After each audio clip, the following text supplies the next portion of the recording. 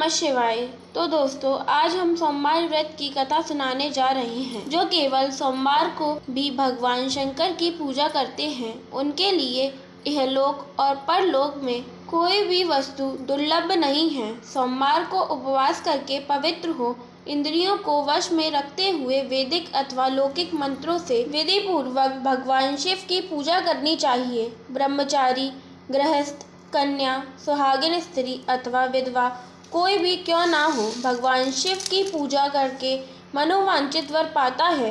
इस विषय में एक कथा कहूँगी, जिसको सुनकर मनुष्य मोक्ष पाते हैं और उनके मन में भगवान शिव की भक्ति होती है। आर्यावर्त में चित्रवर्मा नाम से प्रसिद्ध एक राजा थे। वे दुष्टों को दंड देने के लिए यमराज के समान समझे जाते थे। वे धर्म मर्यादा के रक्षक, कुमार्गामी पुरुषों को दंड देकर राह पर लाने वाले, समस्त यज्ञों का अनुष्ठान करने वाले और शरणार्थियों की रक्षा करने में समर्थ थे। भगवान शिव और विष्णु में उनकी बड़ी भक्ति थी। राजा चित्रवर्मा ने अनेक परम पराक्रमी पुत्रों को पाकर अंत में एक सुंदर मुख वाली कन्या प्राप्त की। एक दिन राजा ने जातक के लक्षण जानने वाले श्रेष्ठ ब्राह्मणों को बुलाकर कन्या की जन्म कुंडली के अनुसार भावी फल पूछे। तब उन ब्राह्मणों में से एक बहुत विद्वान ने कहा, महाराज, यह आपकी कन्या सीमंतनी नाम से प्रसिद्ध होगी। यह भगवती उमा की भांति, मांगलमयी दमयंती की भांति परम सुंदरी, सरस्वती के समान सब कलाओं को जानने वाली तथा लक्ष्मी की भांति अत्यंत सद्गुणों से सुशोभित होंगी। यह 10,000 वर्षों तक अपने स्वामी के साथ आनंद भोगेंगी और 8 पुत्रों को जन्म देकर उत्तम सुख का उपभोग करेंगी। तत्पश्चात एक दूसरे ब्राह्मण ने कहा, यह कन्या 14वें वर्ष में विधवा हो जाएगी।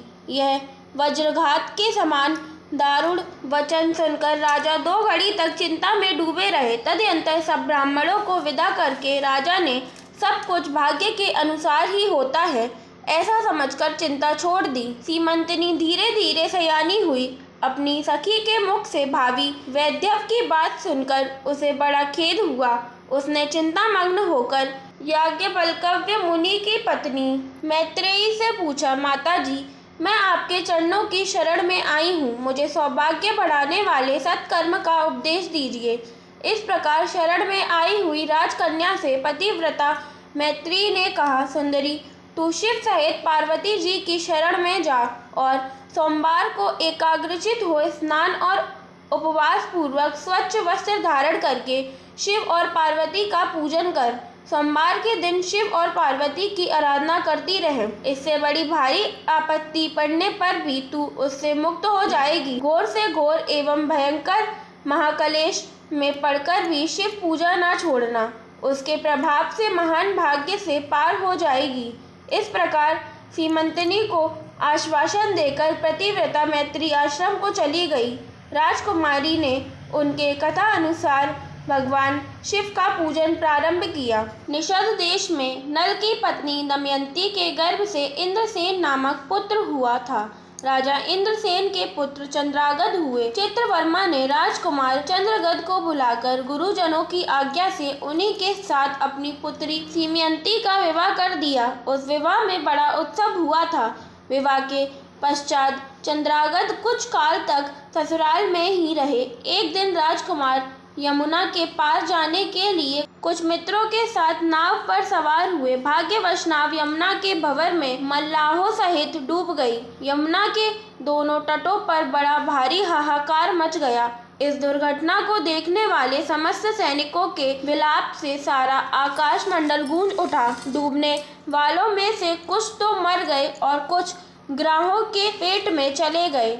तब राजकुमार आदि कुछ लोग महाजल में अदृश्य हो गए। यह समाचार सुनकर राजा चित्रवर्मा बड़े व्याकुल हुए और यमुना के किनारे आकर मूर्छित होकर गिर पड़े। श्रीमती ने भी जब यह समाचार सुना तो वह अचेत होकर धरती पर गिर पड़ी। राजा इंद्रसेन भी अपनी पुत्र के डूबने का समाचार पाकर रानियों सहित बहुत दुखी हुए और सुध-बुध खोकर गिर पड़े। तदनंतर बड़े बूढ़ों के समझाने पर राजा चित्रवर्मा धीरे धीरे नगर में आए और उन्होंने अपनी पुत्री को धीरज बंधाया। राजा चित्रवर्मा ने जल में डूबे हुए अपने दामाद का औदर्वदेहिक कृत्य वहां आए हुए उनके बंधु बांधवों से करवाया। पतिव्रता सीमंतनी ने चिता में बैठकर पतिलोक में जाने का विचार किया, किंतु उसके पिता ने स्नेहवश रोक दिया। तब वह विधवा जीवन व्यतीत करने लगी। मुनि पत्नी मैत्री ने जिस शुभ सोमवार व्रत का उपदेश दिया था, उसे सदाचार परायण सीमंतनी ने विधवा होने पर भी नहीं छोड़ा। इस प्रकार 14वें वर्ष की आयु में अत्यंत दारुण दुख पाकर वह भगवान शिव के चरण वंदनों का चिंतन करने लगी। शिव की आराधना करते करते उसके 3 वर्ष व्यतीत हो गए। उधर पुत्र शोक से उन्मत्त हुए राजा इंद्रसेन को बलपूर्वक दबाकर उनके भाइयों ने सारा राज्य छीन लिया और उन्हें पत्नी सहित पकड़कर कारागृह में डाल दिया। इंद्रसेन के पुत्र चंद्रागत यमुना के जल में डूबने पर नीचे नीचे गहराई में उतरने लगे। बहुत नीचे जाने पर उन्होंने नागवधुओं को जल क्रीड़ा में निमग्न देखा। राजकुमार को देखकर वे भी विस्मित हुईं और उन्हें पाताल लोक में ले गई। वहां चंद्रगद ने तक्षक नाग को सभा भवन में विराजमान देखा। परम बुद्धिमान राजकुमार ने प्रणाम किया और हाथ जोड़कर खड़े हो गए। तक्षक के तेज से उनके नेत्र चौंधिया गए। नागराज ने भी मनोरम राजकुमार को देखकर उन नागिनों से पूछा, यह कौन है और कहाँ से आया है? उन्होंने उत्तर दिया, हमने इसे यमुना जल में देखा है और इसके कुल तथा नाम का परिचय न होने के कारण आपके पास ले आई हैं। तब तक्षक ने राजकुमार से पूछा, तुम किसके पुत्र हो, कौन सा तुम्हारा देश है और यहाँ पर तुम्हारा कैसे आगमन हुआ? राजपुत्र ने कहा, भूमंडल में निषद नाम से प्रसिद्ध एक देश है। उसके स्वामी राजा नल महायशस्वी हो गए हैं। वे पुण्य श्लोक माने जाते हैं। उनके पुत्र इंद्रसेन हुए और इंद्रसेन का पुत्र मैं हुआ।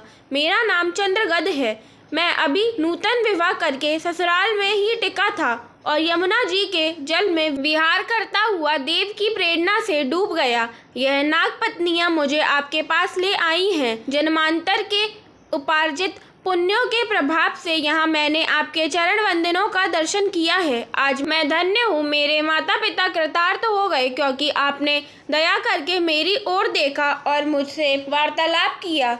इस प्रकार अत्यंत मनोहर उदारता पूर्वक वचन सुनकर तक्षक ने कहा, राजकुमार तुम भय ना करो, धैर्य रखो और बताओ तुम संपूर्ण देवताओं में किसकी पूजा करते हो? राजकुमार ने कहा, जो संपूर्ण देवों में महादेव कहे जाते हैं, उन्हीं विश्व आत्मा उमापति भगवान शिव की मैं पूजा करता हूँ, जो विधाता के भी विधाता, कारण के भी कारण और तेजों में सर्वोत्कृष्ट तेज हैं। वे भगवान शिव मेरी परम गति हैं, जो अत्यंत निकट होकर भी पाप से दूषित चित्त वाले पुरुषों के लिए बहुत दूर है तथा जिनके तेज की कोई सीमा नहीं है, जो अग्नि, भूमि, वायु, जल और आकाश भी स्थित है। वे विश्व आत्मा भगवान सदाशिव हम सबके लिए परम पूजनीय हैं, जो संपूर्ण भूतों के साक्षी, सबकी आत्मा में स्थित रहने वाले परमेश्वर सदा निर्जन है। संपूर्ण संसार जिनकी इच्छा के अधीन है, मैं उन भगवान शिव की पूजा करता हूँ। ज्ञानी पुरुष जिन्हें एक आदि और पुराण पुरुष कहते हैं, गुणों की भेद से जिनमें भिन्नता की प्रतीति होती है, जिन्हें कोई तो क्षेत्रज्ञ, कोई तुरीय और कोई कुष्ठस्थ कहते हैं, वे भगवान शिव मेरे परम आश्रय हैं, जो चैतन्य में अचित तत्व हैं, जिनके तेज का कहीं अंत नहीं है तथा आत्मज्ञानी पुरुषों के भी मन और वाणी की वृत्तियां जिनका स्पर्श नहीं कर पाती, वे ही ये भगवान शिव मेरे परम पूज्य हैं, जिनका प्रसाद पाकर साधु पुरुष अत्यंत उज्जवल इंद्रपद की भी अभिलाषा नहीं रखते और काल चक्र को लांघकर निर्भय होकर विचरते हैं। वे भगवान शिव मेरी गति हैं, जिनकी स्मृति चांडाल की योनि में जन्म पाने वाले मनुष्यों के भी समस्त पाप पूरी रोगों का नाश करती हैं तथा जिनका संपूर्ण रूप ऋतुओं के लिए भी ढूंढने योग्य है, उन्हीं भगवान शिव के उद्देश्य से मैं सदैव पूजा करता हूँ। देव नदी गंगा जिनके मस्तक पर स्थान पाकर सुशोभित होती है, भगवती जगदम्बिका जिनके अर्धांग में निवास करती हैं, हाँ, तक्षक और वासुकी दोनों नागराज जिनके कानों के कुंडल हैं, वे चंद्रशेखर भगवान शिव मेरे परम आश्रय हैं, जिनके चरण कमल वेदों के शीर्ष स्थानीय उपनिषदों में गौरवान्वित होते हैं। वेदांत की ऋतु भी जिनके चरणाविंदनों का गुणगान करती है, जिनका दिव्य स्वरूप सदा योगियों के हृदय में प्रकाशित होता है तथा जिनकी सगुण मूर्ति संपूर्ण तत्वों का प्रकाश करने वाली है। गुणमयी सृष्टि पर विजय पाने वाले वे भगवान शंकर मेरे द्वारा पूजित होते हैं। राजकुमार की यह बात सुनकर तक्षक का चित्त प्रसन्न हो गया। उनके हृदय में महादेव जी के प्रति नूतन भक्ति भाव का उदय हो आया और वे उनसे इस प्रकार बोले, राजेंद्र नंदन, तुम्हारा कल्याण हो। मैं तुम पर बहुत प्रसन्न हूँ, क्योंकि तुम बालक होकर भी सर्वोत्कृष्ट परमात्मा शिव तत्व को जानते हो। देखो, यह रत्नमय लोक है, ये मनोहर नेत्रों वाली युवतियाँ हैं, ये मनोवांछित कामना पूर्ण करने वाले कल्प वृक्ष हैं तथा ये अमृत रूपी जल से भरी हुई बावलियाँ हैं। यहाँ मृत्यु का दारुण भय नहीं है, बुढ़ापा और रोग से यहाँ किसी को पीड़ा नहीं होती। तुम इच्छा अनुसार यहीं विहरो और यथा योग्य सुख भोग का उपभोग करो। नागराज के ऐसा कहने पर राजकुमार हाथ जोड़कर बोले, नागराज, मैंने समय पर विवाह किया है। मेरी पत्नी उत्तम व्रत का पालन करने वाली और शिव पूजा परायण है और मैं अपने माता पिता का इकलौता पुत्र हूँ। वे सब लोग इस समय मुझे मरा हुआ मानकर महान शोक से घिर गए हैं, अतः मुझे किसी प्रकार भी यहाँ अधिक समय तक नहीं ठहरना चाहिए। आप कृपा करके मुझे उसी मनुष्य लोक में पुनः पहुँचा दें। नागराज तक्षक ने कहा, राजकुमार, तुम जब मेरी याद करोगे तब तब तुम्हारे सामने प्रकट हो जाऊंगा। ऐसा कहकर उन्होंने राजकुमार को एक सुंदर अश्व भेंट किया, जो इच्छा के अनुसार चलने वाला था। अनेक प्रकार के द्वीपों, समुद्रों और लोकों में उसकी अप्रतिहत गति थी। इसके सिवा उन्हें रत्नमय आभूषण, दिव्य वस्त्र एवं दिव्य अलंकार भेंट किए। उनकी सहायता के लिए सारी व्यवस्था करने के पश्चात तक्षक ने जाओ कहकर प्रेम पूर्वक उन्हें विदा किया। चंद्रागत उस घोड़े पर सवार हो निकले और थोड़ी ही देर में यमुना के जल से बाहर आकर उस दिव्य अश्व पर चढ़े हुए ही नदी के रमणीय तट पर घूमने लगे। इसी समय पतिव्रता सीमंतनी अपनी सखियों से घिरी हुई वहां स्नान करने के लिए आई। उसने यमुना के तट पर मनुष्य रूपी धारी नाग कुमार के साथ भ्रमण करते हुए राजकुमार चंद्रागत को देखा। दिव्य अश्व पर आरूढ़ हुए अपूर्व आकार वाले उन राजकुमार को देखकर वह उन्हीं की ओर दृष्टि लगाए खड़ी हो गई। उसे देखकर चंद्रागत ने भी मन ही मन विचार किया, जान पड़ता है इसे मैंने पहले कभी देखा है। तत्पश्चात वे घोड़े से उतरकर नदी के किनारे आ बैठे और उस सुंदरी को बुलाकर समीप बैठाकर पूछा, तुम कौन हो, किसकी स्त्री और किसकी कन्या हो। सीमंतनी लज्जावश स्वयं कुछ बोल ना सकी। तब उसकी सखी ने सब बातें बतलाईं। इसका नाम सीमंतनी है। यह निषद राज इंद्रसेन की पुत्रवधू, युवराज चंद्रागत की रानी तथा महाराज चंद्रवर्मा की पुत्री है। दुर्भाग्यवश इसके पति इस महाजल में डूब गए। इससे वैधव्य का दुख प्राप्त करके यह बाला शोक से सूखती जा रही है। अत्यंत प्रबल शोक में ही इसने 3 वर्ष व्यतीत किए हैं।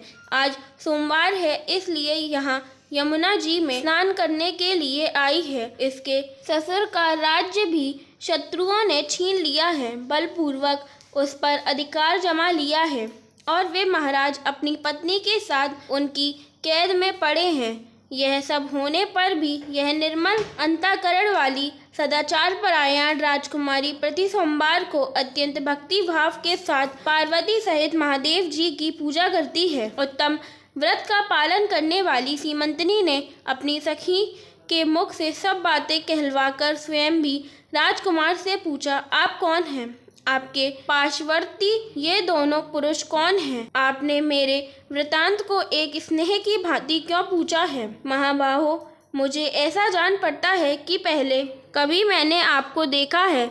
आप मुझे स्वजन की भांति प्रतीत होते हैं। इतना कहकर राजकुमारी सीमंतनी नेत्रों से आंसू की धारा बहाती हुई बहुत देर तक फूट फूट कर रोती रही और मूर्छित होकर पृथ्वी पर गिर पड़ी। अपनी प्रियतमा के शोक का कारण सुनकर चंद्रागत भी शोक से व्याकुल हो 2 घड़ी तक चुपचाप बैठे रहे। तदनंतर सीमंतनी उठकर राजकुमार की ओर बारंबार निहारने लगी। उसने पहले देखे हुए अंग चिन्हों, स्वर आदि लक्षणों, अवस्था के प्रमाण तथा रूप रंग आदि की परीक्षा करके यह निश्चय किया कि अवश्य यही मेरे पति हैं, क्योंकि मेरा हृदय प्रेम से आधीर होकर इन्हीं में अनुरक्त हुआ है। परंतु क्या मुझ अभागिनी को अपने मरे हुए पति का दर्शन हो सकता है? यह स्वप्न है या भ्रम? अथवा मुनि पत्नी मैत्री ने जो मुझे यह कहा था कि तुम भारी से भारी विपत्ति में पड़ने पर भी इस व्रत का पालन करती रहना, उसी का तो यह फल नहीं है। एक श्रेष्ठ ब्राह्मण ने मेरी 10,000 वर्षों का सौभाग्य बतलाया था। उन ब्राह्मण देवता का यह वचन अवश्य सत्य होगा। यह ईश्वर के बिना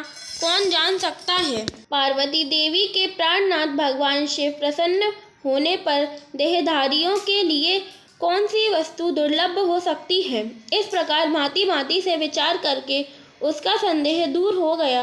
तब लज्जा से उसने अपना मुख नीचे की ओर कर लिया। उस समय राजकुमार ने कहा, भद्रे, मैं तुम्हारे पति के शोक संताप माता पिता से यह समाचार बतलाने के लिए जा रहा हूँ। तुम्हारा कल्याण हो, तुम्हारे पति तुम्हें शीघ्र ही मिलेंगे। यो कहकर राजकुमार घोड़े पर सवार हुए और अपने दोनों सहायकों के साथ शीघ्र ही अपने राज्य में जा पहुँचे। वहाँ नगरोद्यान के समीप स्थित होकर उन्होंने नागराज के पुत्र को राज सिंहासन पर अधिकार जमाए बैठे हुए बांधुओं के समीप भेजा। नागकुमार ने शीघ्र जाकर उन सबसे कहा, तुम सब लोग महाराज इंद्रसेन को अविलंब कारागृह से मुक्त करो और सिंहासन छोड़कर हट जाओ। महाराज के पुत्र चंद्रागत पाताल लोक से लौटकर यहाँ आए हैं। तुम आनाकानी ना करो, नहीं तो चंद्रागत के बाण तुम्हारे प्राण हर लेंगे। वे यमुना जी के जल में डूबकर नागराज तक्षक के घर जा पहुँचे थे। वहाँ से उनकी सहायता पाकर पुनः इस लोक में लौट आए हैं। नागकुमार की कही हुई यह सारी बातें सुनकर शत्रुओं ने भी बहुत अच्छा कहकर उनकी आज्ञा स्वीकार की और महाराज इंद्रसेन को उनके खोए हुए पुत्र के पुनः लौट आने का समाचार बताकर उनका सिंहासन उन्हें लौटा दिया। महाराज को प्रसन्न करके वे भी लोग भयभीत बने रहे। मेरा पुत्र आ रहा है, यह बात सुनकर राजा प्रेम के आंसू बहाते हुए आनंद में डूब गए। यही दशा महारानी की भी थी। तदनंतर सब नागरिक, वृद्ध मंत्री और पुरोहित आगे जाकर चंद्रगत से मिले और उन्हें हृदय से लगाकर महाराज के समीप ले आए। अपने भवन में प्रवेश करके अश्रु वर्षा करते हुए राजकुमार ने माता पिता के चरणों में प्रणाम किया। चरणों में पड़े हुए पुत्र को उठाकर राजा ने अश्रु सहित हृदय से लगा लिया। फिर क्रमश सब माताओं को प्रणाम करके उनका आशीर्वाद ले राजकुमार पूर्ववासियों से मिले और उन्होंने सबको यथा योग्य सम्मान दिया। पुनः सबके साथ राजसभा में बैठकर अपना सब वृतांत पिता से निवेदन किया और नागराज तक्षक से मित्रता होने की बात बतलाई। राजकुमार का चरित्र देख और सुनकर राजा इंद्रसेन हर्ष से विह्वल हो गए। उन्होंने अपने मन में यही माना कि मेरी पुत्र वधू ने भगवान महेश्वर की आराधना करके इस अनुपम सौभाग्य का अर्जन किया है। निषद राज ने यह मंगलमयी वार्ता दूतों के द्वारा महाराज चित्रवर्मा को भी कहला दी। यह अमृतमयी वार्ता सुनकर महाराज चित्रवर्मा आनंद से विह्वल हो गए और बड़े वेग से उठकर उन्होंने संदेश वाहकों को उपहार में बहुत धन दिया। फिर अपनी पुत्री को बुलवाकर उन्होंने उससे वैधव्य के चिन्हों का परित्याग करवाया और उसे नाना प्रकार के आभूषणों से विभूषित किया। तत्पश्चात समूचे राष्ट्र के गांव और नगर आदि में बड़ा भारी उत्सव हुआ और सब लोगों ने राजकुमारी सीमंतनी के सदाचार की बड़ी प्रशंसा की। चित्रवर्मा ने इंद्रसेन के पुत्र चंद्रागत को बुलाकर सीमंतनी को उनके साथ विदा कर दिया। चंद्रगद ने तक्षक के घर से लाए हुए रत्न आदि आभूषणों के द्वारा, जो मानव मंत्र के लिए अत्यंत दुर्लभ है, अपनी पत्नी को अलंकृत किया। सीमंतनी की बड़ी शोभा हो रही थी। कमल के केसर के समान रंग वाले कल्प वृक्ष के पुष्पों से बनी हुई कभी न कुम्हलाने वाली माला भी सीमंतनी की शोभा बढ़ा रही थी। इस प्रकार शुभ मुहूर्त में अपनी पत्नी को साथ लेकर ससुर की आज्ञा से चंद्रागत पुनः अपनी नगरी में आए। महाराज इंद्रसेन ने अपने पुत्र को राज सिंहासन पर बिठाकर तपस्या द्वारा भगवान शिव की आराधना करके योगी पुरुषों को उपलब्ध होने वाली उत्तम गति प्राप्त की। राजा चंद्रागत अपनी धर्मपत्नी सीमंतनी के साथ 10,000 वर्षों तक नाना प्रकार के विषयों का उपभोग किया। उन्होंने 8 पुत्रों और 1 कन्या को जन्म दिया। सीमंतनी प्रतिदिन भगवान महेश्वर की पूजा करती हुई अपने स्वामी के साथ सुखपूर्वक रहने लगी। उसने सोमवार व्रत के प्रभाव से अपना खोया हुआ सौभाग्य प्राप्त कर लिया। जो पुरुष या स्त्री इस सोमवार व्रत को करता है, उसको मनोवांछित फल की प्राप्ति होती है। ओम नमः शिवाय। बोलिए पार्वती पथ हर हर महादेव की जय।